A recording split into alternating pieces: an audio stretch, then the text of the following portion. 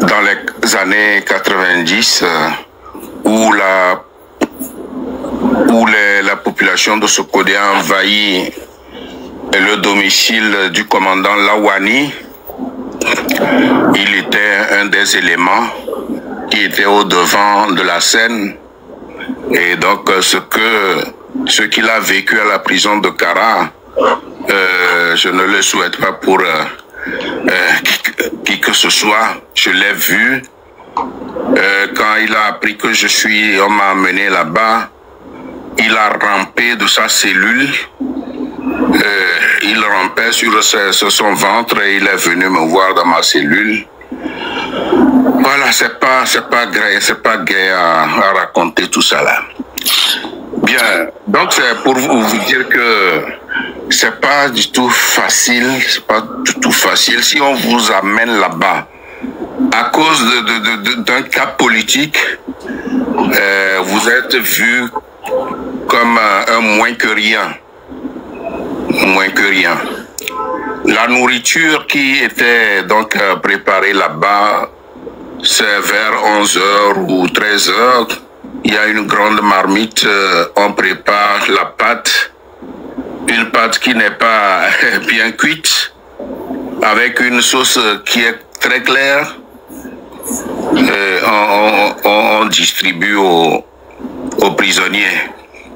Bon, heureusement, moi, depuis le temps que j'ai passé à la prison de Kara, je n'ai jamais eu à manger parce que je craignais qu'on m'empoisonne. Je n'ai jamais eu à manger ce qui était à la prison. Et d'ailleurs, j'étais un détenu qu'il fallait surveiller de près. Alors le chef de la prison, c'est un jeune Kabien. Il était le chef des prisonniers. Donc c'est dans sa cellule qu'on m'a gardé pour qu'on me surveille de près. Et il m'a été interdit donc le bic, le crayon, le papier, rien. Heureusement, j'avais une grande sœur qui était à Kara. Et donc c'est elle qui se chargeait de m'emporter à manger. Et cette femme-là, je lui dis vraiment merci. Aujourd'hui, elle n'est pas au pays, elle est en Amérique. Donc, elle a bravé tout pour que à chaque midi, elle m'amène à manger, je mange, elle ramène les assiettes et ça fait le lendemain, durant tout mon séjour là-bas. Donc je n'ai pas eu à... Même il y a un petit dispensaire dans l'enceinte de la prison.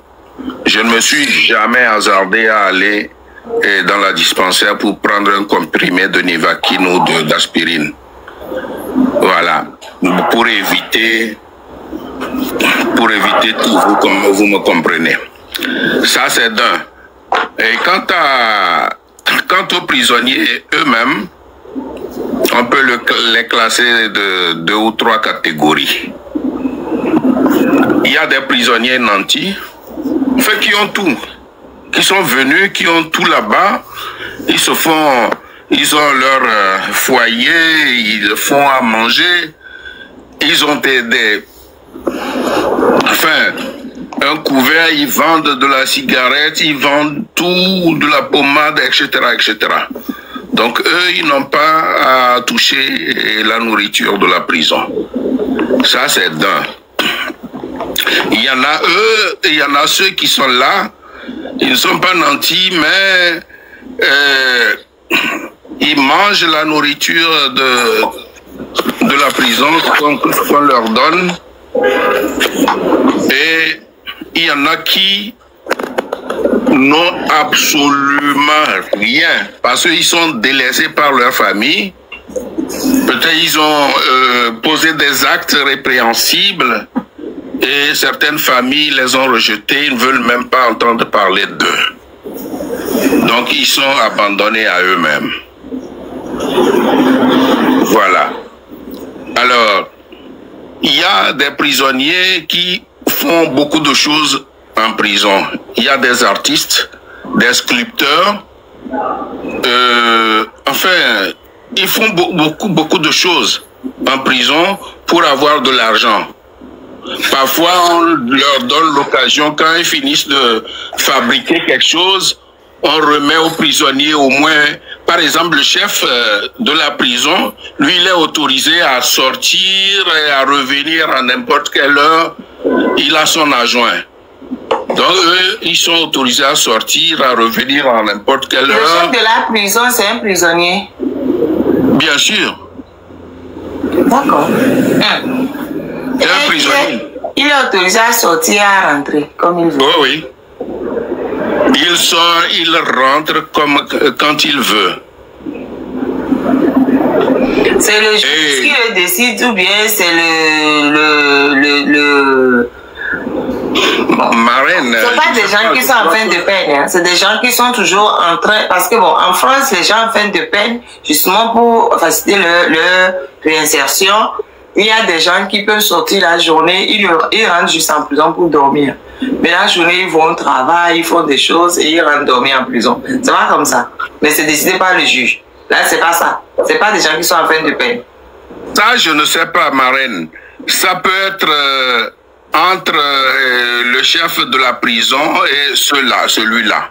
Parce que celui-ci, celui dont je parle avec son adjoint, ils sortent, ils rentrent quand ils veulent.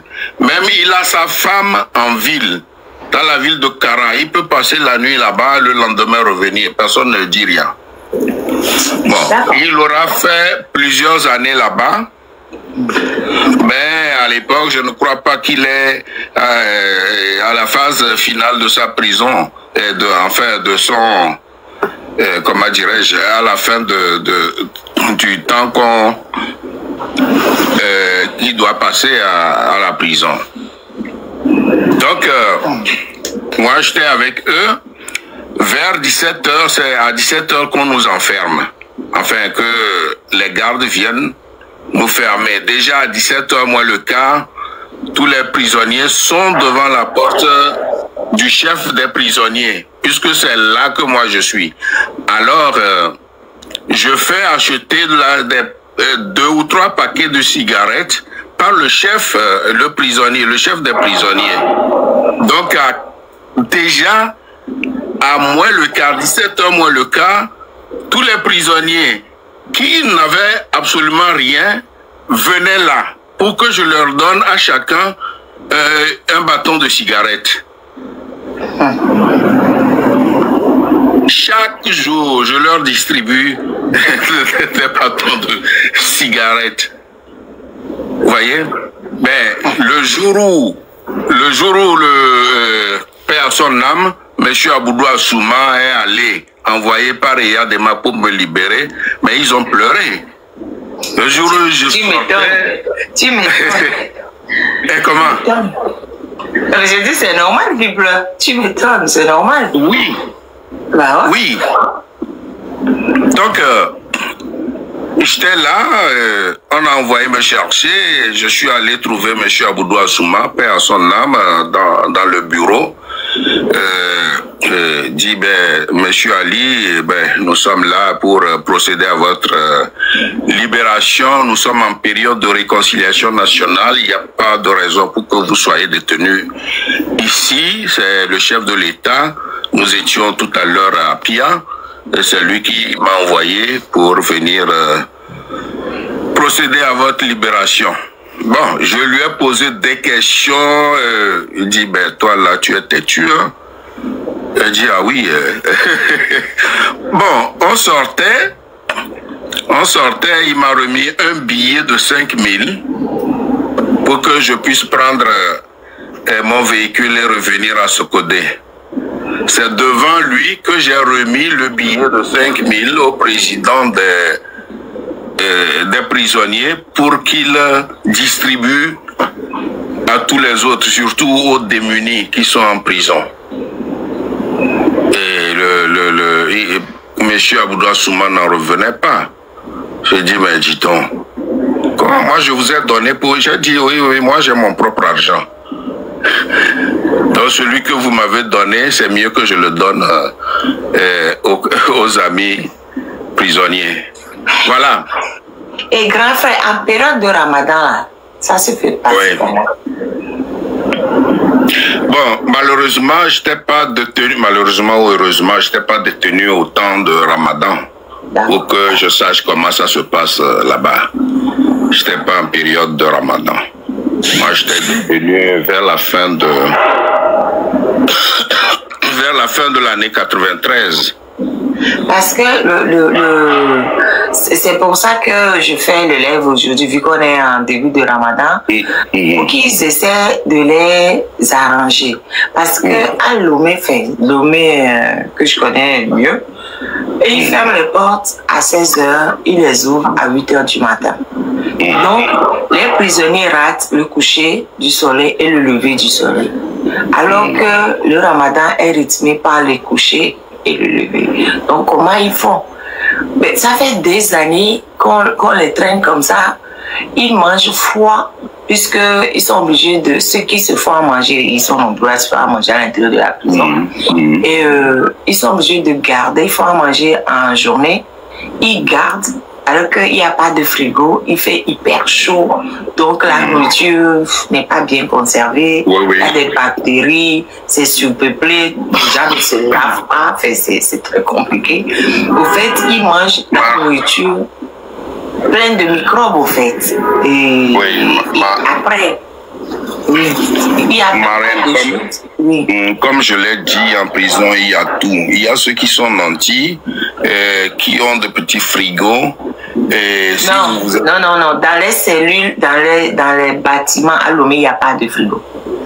Il n'y a pas de frigo dans les bâtiments. Par exemple, là où se trouvent les détenus, on les appelle les gens du BNP, etc. Il n'y a pas de frigo. Il n'y en a pas.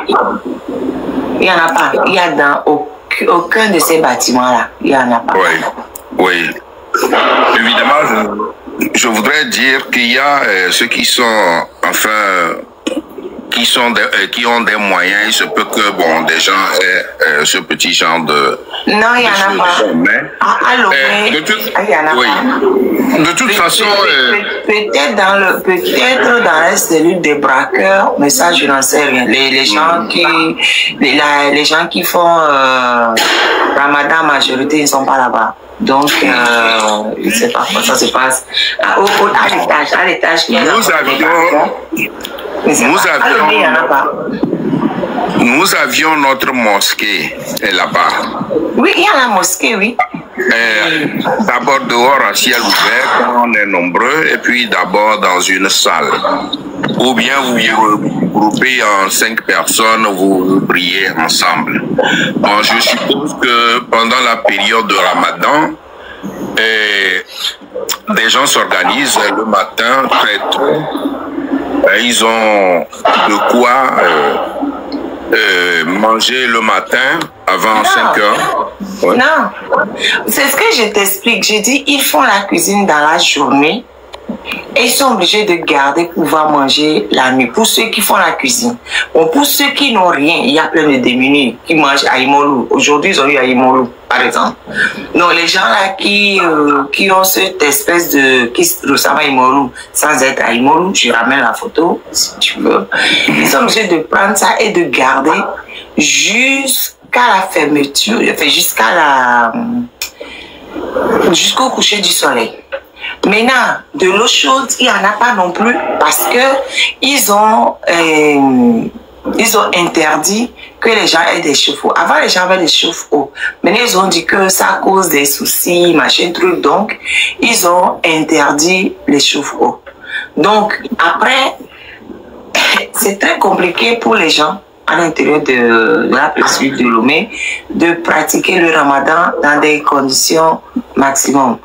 C'est pour ça que j'en parle justement. Il faut qu'on trouve les moyens de changer les horaires. Par exemple, c'est pas bien, c'est pas pour un mois dans l'année, changer les horaires pour qu'on ferme la prison au coucher du soleil. C'est pas compliqué. Ça ne va pas changer la vie des gardiens. Mais de toute façon, je sais qu'ils sont pas accommodants. Je sais qu'ils sont pas accommodants. Mais ça m'empêche pas de le dire. Parce que oui, ce que tu dis là, c'est insupportable pour les musulmans de la prison civile de Lomé. C'est insupportable. Ils vont passer leur jour tout là, manger froid pendant un mois. Ils vont manger froid constamment pendant un mois. Surtout qu'ils gardent la nourriture jusqu'au coucher du soleil dans des cellules surpeuplées avec plein de bactéries et que c'est pas hygiénique. Donc, ils vont faire ça pendant un mois. Ils vont s'attraper plein de maladies pendant un mois. C'est pas normal. La prison, c'est la privation de liberté.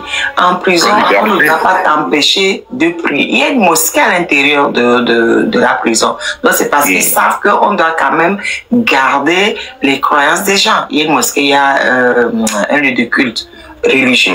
Ils savent que c'est important que les prisonniers puissent conserver et pratiquer leur religion. Ils le savent. Donc, du coup, un mois pendant l'année, ils peuvent s'arranger pour qu'on puisse décaler les heures de fermeture et d'ouverture. Et quand le mois passe, ils reprennent comme d'habitude. C'est quelle idée d'enfermer les gens de 16 heures d'ailleurs? C'est quelle idée? Pourquoi on enferme les gens à 16 heures? Pourquoi? Madame, j'ai quelque chose à vous poser comme question. Je demande pourquoi, je ne sais pas, pourquoi il n'y a pas des gens de bon cœur qui vont toujours préparer pour amener chaque jour des gens de bon cœur. Ça ne règle pas le problème de Tamiwasi. Je viens de dire qu'il y a des gens qui font la cuisine en prison. C'est pas que je ne parle pas de démunis. Là, maintenant, je parle des gens qui ont la capacité de pouvoir faire à manger en prison, par exemple. Ils ont la nourriture, mais il n'y a pas de conservation. Donc, même si on ramène la nourriture du dehors, c'est pareil, ça ne va pas changer. On ramène la nourriture du dehors, mais il n'y a pas de conservation toujours. Il n'y a pas de conservation. Et donc, on met dans des cabines, dans des bâtiments. Des bâtiments, c'est des cellules, hein. C'est pas des bâtiments. C'est les cellules qu'ils appellent bâtiments. Et dans ces cellules-là même, il n'y a même pas de toilettes. Donc, il y a un grand seau quelque part où tout le monde fait pipi dedans. C'est dans la même chambre que la nourriture que les gens doivent manger. Des fous. Dans la prison de Kara, il y a une sorte de toilette dehors. Mais quand on les enferme, ils n'ont pas le droit de sortir, tonton. Pardon? Quand on les enferme pas de 16 heures, ils n'ont pas le droit de sortir. C'est ça. Et quand vous êtes enfermé, c'est de ça que je parle. Fini. Quand vous avez la diarrhée au milieu de la nuit, vous faites quoi alors? On ne parle plus de diarrhée. Non, mais... tu as ta réponse. Non, monsieur Mokhtar, oui, parce que je vous écoutais, et puis quand vous avez dit qu'il y a un réfrigérateur...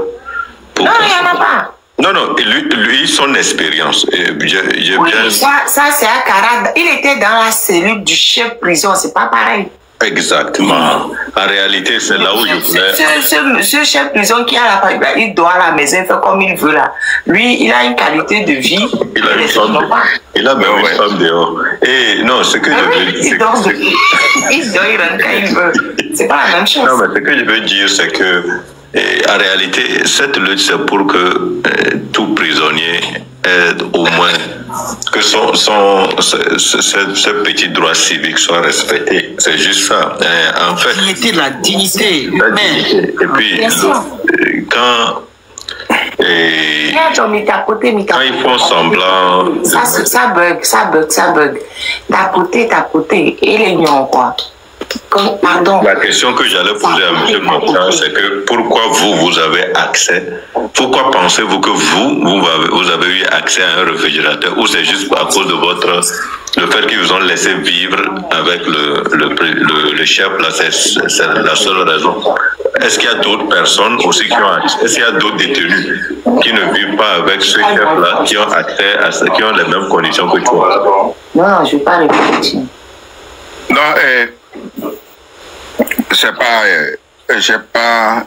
j'ai pas écouté toute la question, mais je crois que bon, j'ai écouté l'essentiel.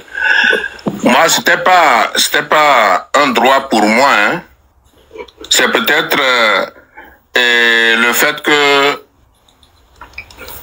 j'étais à l'époque considéré comme un journaliste, puisque j'avais une presse privée. Et ma presse privée était l'unique au Nord qui dénonçait les dérives du régime. Et vous comprenez pourquoi on m'a refusé le papier et le bic en prison. Et c'est beaucoup mieux pour me surveiller qu'on m'a placé dans la cellule, dans la chambre du chef des prisonniers. Pour mieux me surveiller. Oh, yeah. Sinon, ce n'est pas un droit pour nous. Ok, ça veut dire que tous ceux que tu côtoies, ils n'ont pas accès à ce réfrigérateur. Non. Ok, je veux que ça soit clair pour les gens qui nous écoutaient, parce que le chef des prisonniers et son adjoint. Eux, ils ont un réfrigérateur. Et puis vous surveillez. Plus moi. Ok. Nous étions 3 dans la cellule du chef des prisonniers. Mais le chef lui-même des prisonniers, comme je l'ai dit, a toutes les latitudes de sortir, de revenir quand il veut. Oui, il a même une femme dehors. Il a même une femme qui va dormir dehors. Togo. Les gens qui sont en liberté n'ont pas de femme dehors, mais lui, il n'a pas la liberté, il a une femme dehors. Où est la vie? Non, c'est juste que ça soit clair que les gens qui sont en train de faire... Je voulais savoir... Monsieur Ali parle du régisseur ou bien il parle du chef? Il dit que c'est un prisonnier. J'ai déjà posé la question. Non. Il dit que c'est un prisonnier. Non, je parle d'un prisonnier. Le régisseur, lui, c'est un prisonnier. Autre. Oh, c'est un prisonnier qui est comme le régisseur. Le régisseur est là. Lui fait partie de l'administration de la prison. Grand frère, il faut laisser Franck, il ne faut même pas lui reprendre, il faut le laisser là-bas. Il avait laissé ses oreilles quand j'ai posé la question. Tes oreilles étaient où, Franck? Raoul. Donc, le chef de prisonnier, celui que j'appelle chef de prisonnier, c'est un prisonnier. C'est un prisonnier, j'ai déjà posé la question. Voilà. Il était à l'époque, quand il était kabien, mais il a fait longtemps en prison, mais je ne savais pas si... D'abord, il avait déjà passé un longtemps en prison, il avait été libéré, et puis on l'avait ramené encore. Donc c'était la deuxième fois qu'on le ramenait, quand moi je l'ai trouvé là-bas. Même moi, dans cette situation, je vais retourner, parce que au moins, ma femme ne va pas m'attraper parce que je triche. Parce que je retourne en prison, je vais voir la première copine, on va passer la parole à Raoul Leblanc. Laisse là-bas. Pardon, j'ai quelque chose à... Madame, maître, okay. Est-ce que le monsieur qui est derrière, il est déjà libéré? Non, j'ai dit ça. Non. C'est l'imam de Soudou qu'on a mis en prison. Ça fait 5 ans qu'il est en prison, il n'est pas jugé. On l'a remplacé par quelqu'un d'autre. Il a fait une prêche pour demander le changement du régime. On l'a jeté en prison. Il était à Soudou. Il est en prison à Lomé. Il n'est pas encore jugé. Il est toujours là-bas. Ce que je voudrais dire, quand vous avez parlé de ce prisonnier qui a été arrêté, et puis on a amené un autre imam. Normalement, une mosquée, quand on arrête quelqu'un de la mosquée, c'est un autre de la mosquée qui devrait être l'imam. Autrement dit, l'adjoint à l'imam. Mais dans notre pays va très mal, si bien qu'il faut chercher un imam qui ne va pas aller à l'encontre de la volonté du régime. On ne peut pas prendre un imam d'une autre mosquée ou bien le prendre ailleurs pour venir le faire imam de cette mosquée. C'est pas possible. Et les fidèles qui sont dans cette mosquée peuvent ne pas suivre cet imam imposé. Voilà, merci grand frère. On avait posé la question tout à l'heure. Risque m'a posé la question tout à l'heure. Ou bien Boudjouna, je ne sais plus, l'un des deux. Voilà. Mais c'est clair ce que j'ai dit?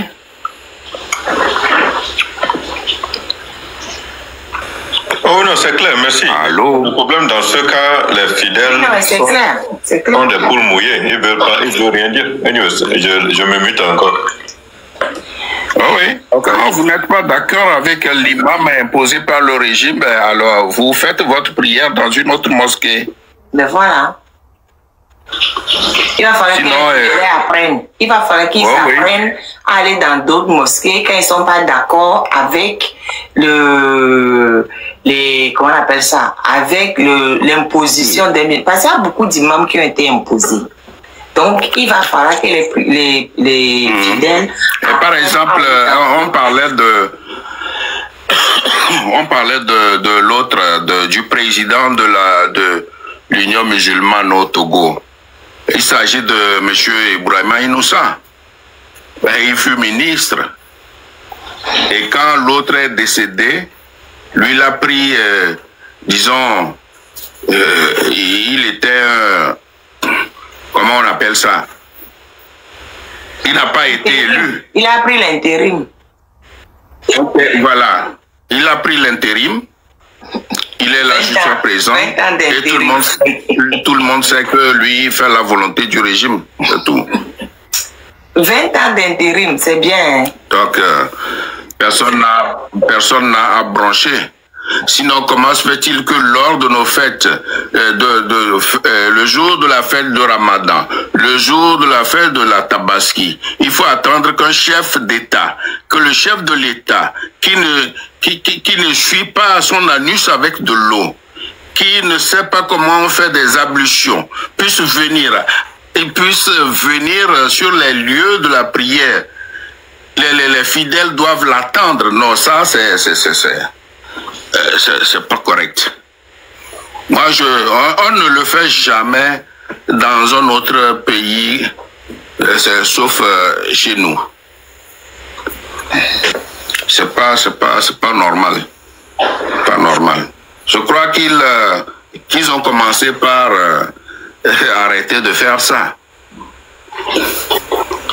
Sinon, lui, le chef de l'État togolais, s'il est chrétien ou protestant, je crois que son papa était protestant.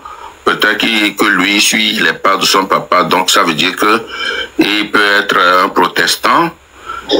Mais... Non, je pense qu'il est catholique parce qu'il va souvent au Vatican. Bon. Il y a même une photo avec son... d'accord, peut-être... Je pense, hein, je n'en sais rien.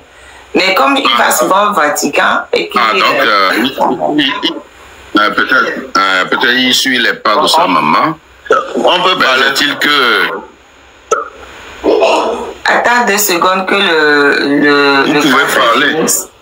Voilà, parce que moi, je voulais juste intervenir par rapport à la situation de la prison que vous parlez. Oui. Bon, tout d'abord, on a dit la prison. Oui, allez-y. Ouais, tout d'abord, on a dit la prison. Si on va à la prison et qu'on a tout ce qu'on veut à notre disposition, est-ce que c'est encore la prison?